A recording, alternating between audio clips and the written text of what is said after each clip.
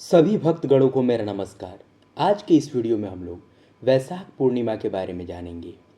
इसके पौराणिक कथा के बारे में जानेंगे, जिसके बिना इस पूजा को अधूरा माना जाता है। वैशाख पूर्णिमा व्रत के बारे में जानेंगे, इसकी सही तिथि और शुभ मुहूर्त के बारे में जानेंगे। तो आइए इस वीडियो की शुरुआत करते हैं। इस दिन श्री हरि और माता लक्ष्मी की पूजा करने से हर मनोकामना पूरी होती है, साथ ही घर में सुख समृद्धि आती है। हिंदू धर्म में पूर्णिमा का बहुत महत्व होता है। पूर्णिमा भगवान विष्णु और माँ लक्ष्मी को समर्पित मानी जाती है। यह पर्व हर महीने शुक्ल पक्ष की चतुर्दशी तिथि के अगले दिन मनाया जाता है। इस बार वैशाख माह में पूर्णिमा 23 मई को पड़ रही है। ऐसा माना जाता है कि पूर्णिमा के दिन दान करने से व्यक्ति को कई गुना अधिक शुभ फल मिलता है।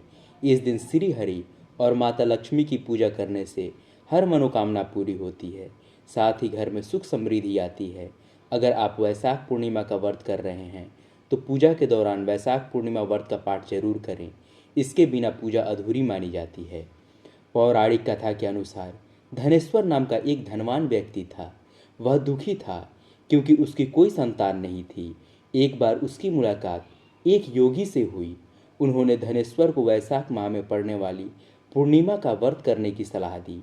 इसके बाद धनेश्वर ने शीघ्र ही पूर्णिमा का व्रत किया और श्री हरि सहित देवी लक्ष्मी की पूजा की।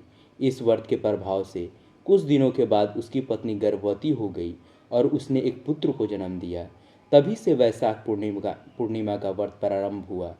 पंचांग के अनुसार वैशाख पूर्णिमा की तिथि 22 मई को शाम 6:47 पर शुरू होगी और अगले दिन यानी 23 मई को 7:22 पर समाप्त होगी। ऐसे में वैशाख पूर्णिमा व्रत 23 मई को रखा जाएगा। पूर्णिमा व्रत प्रत्येक मास की प्रदोष व्यापिनी और चंद्रोदय व्यापिनी पूर्णिमा में किया जाना चाहिए।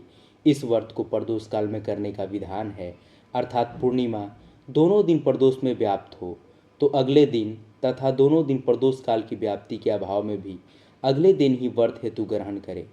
इस वर्ष वैशाख पूर्णिमा 2 दिन 22 मई 2024 को पूर्ण रूप से तथा 23 मई 2024 को प्रदोष के प्रारंभ क्षण सूर्यास्त काल को स्पर्श मार्क कर रही है।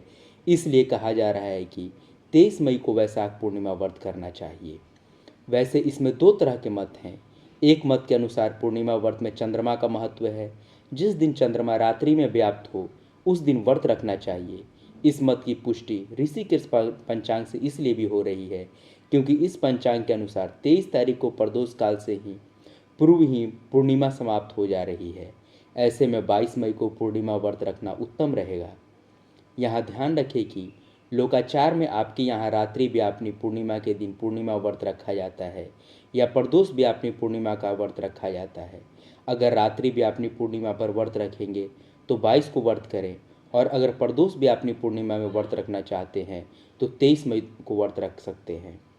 पौराणिक मान्यताओं के अनुसार वैशाख मास में भगवान विष्णु की पूजा करने से व्यक्ति की सभी इच्छाएं पूरी होती हैं, जीवन में सुख शांति और समृद्धि आती है।